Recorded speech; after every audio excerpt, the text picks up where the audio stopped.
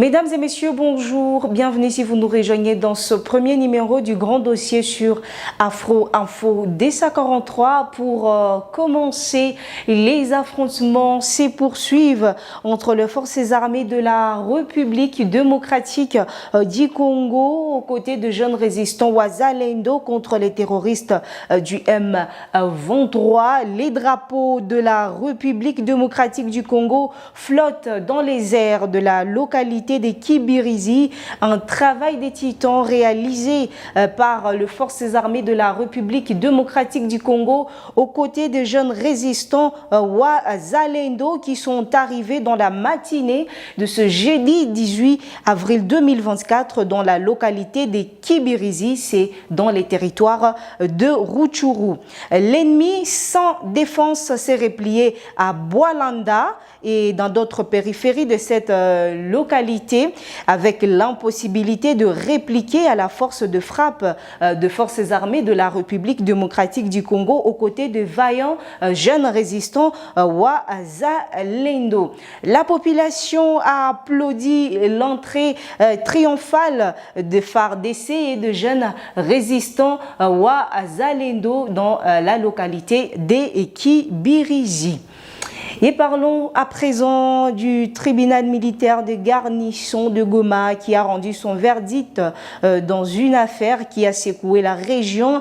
L'accusé, les soldats de deuxième classe, Toumaïni Jean des Dieux, âgé de 22 ans et originaire de Roussayo, a été reconnu coupable de plusieurs chefs d'accusation graves dont la dissipation de munitions, la violation des consignes et surtout la tentative de meurtre. Le tribunal a confirmé les réquisitoires du procureur militaire condamnant le prévenu à 10 ans de travaux forcés pour dissipation de munitions, 10 ans pour violation des consignes et la peine de mort pour tentative de meurtre. Les faits remontent à une altercation survenue à Nyabushongo où Toumaïni s'est trouvé à la recherche de la nourriture pour lui et ses collègues, affirmant être à proie à la faim lors d'une dispute avec un membre de la police militaire qui aurait tenté de lui arracher son arme alors qu'il était en état de divagation. Toumaïni a tiré 5 balles de son AK-47. Malheureusement, ces balles ont touché un motard et ont blessé grièvement, avait blessé grièvement à la jambe gauche et à la fesse droite. Carlos Kalonji a prononcé le verdict en cette journée du mercredi 17 avril 2024. C'était hier pendant les heures vespérales, marquant ainsi la fin de ce procès qui a retenu l'attention de toute la communauté militaire et civile de la ville de Goma. Et le président, 2 personnes déplacées du territoire de Nyiragongo au Nord Kivu, Théo Musekura, a rapporté hier les décès de 3 personnes déplacées tuées en moins d'une semaine dans les territoires de Nyiragongo par des hommes armés non autrement identifiés. Théo Musekura s'inquiète de la persistance de l'insécurité qui se solde par de meurtres de ces personnes innocentes et vulnérables. Elles sont soit décapités, soit torturés par des hommes armés.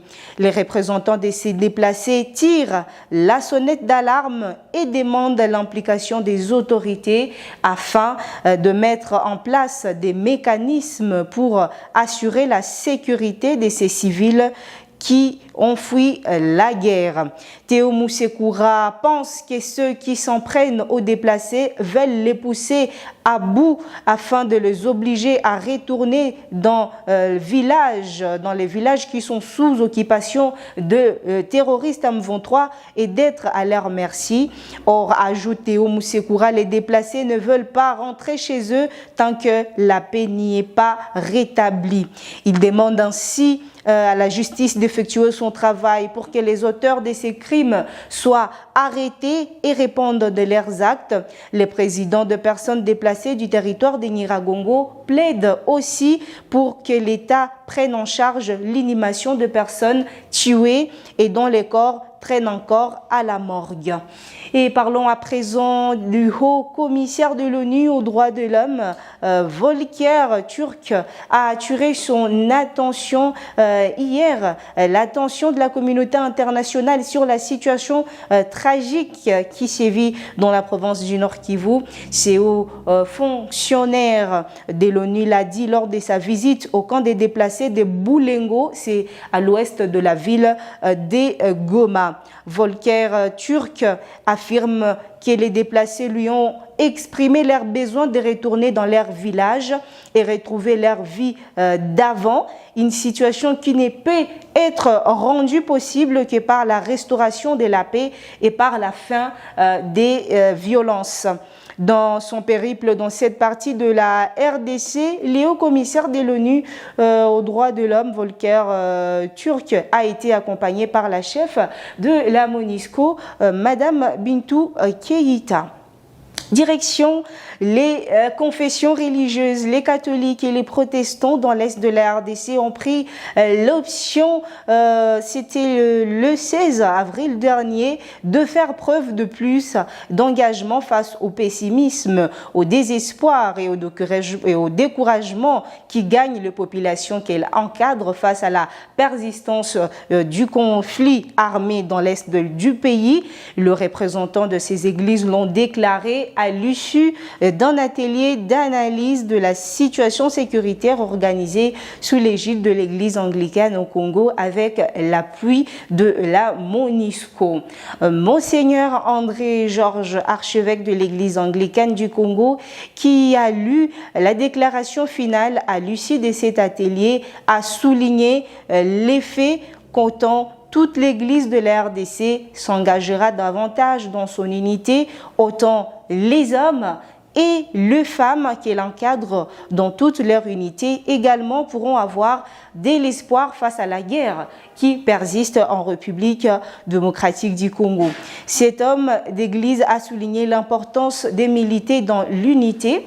Pour l'archevêque protestant, Dieu n'est pas seulement Dieu des églises, mais il est aussi le Dieu de toute la population, sans distinction de religion, mais qu'il canalise son amour et sa protection à travers ses serviteurs qui sont le prêtre et les pasteurs à travers l'église. C'est pourquoi, a-t-il dit, les confessions religieuses doivent prendre leurs responsabilités, pas comme une église, mais comme église. Monseigneur André Georges est convaincu qu'avec l'engagement collectif, ça va changer. Les églises catholiques et protestantes de la région est de la RDC indiquent qu'elles se retrouveront très prochainement dans les ateliers spécifiques au sud Kivu et au nord Kivu, en Ituri, pour faire engager davantage les populations qu'elle encadre. Et direction Beni, dans la province du Nord Kivu, le Parlement d'enfants a déploré la manipulation des écoliers pour de fin de manifestations organisées par le groupe de pression et mouvement citoyen. La dernière en date avait pour objet de dénoncer les attaques perpétrées par les ADF et la recrudescence de l'insécurité dans la dite région. Selon le porte-parole du Parlement d'enfants de Beni, Hope Jaoto, au cours de dernières manifestations, des élèves en tenue d'uniforme scolaire ont été aperçus en violation du droit de l'enfant. Les parents ont été appelés à redoubler des surveillances à l'égard de leurs enfants pour éviter toute forme de massacre et des tueries abusives face auxquelles ils sont victimes. Et c'est par ici que nous mettons un point à ce premier numéro du Grand Dossier. Vous aurez plus de détails dans notre deuxième numéro avec Johnson Makaza. N'oubliez pas de liker pour sécuriser la vidéo. Abonnez-vous si vous êtes nouveau ou nouvelle à la chaîne. D'ici là, portez-vous bien. On se retrouve très prochainement pour un nouveau numéro du Grand Dossier.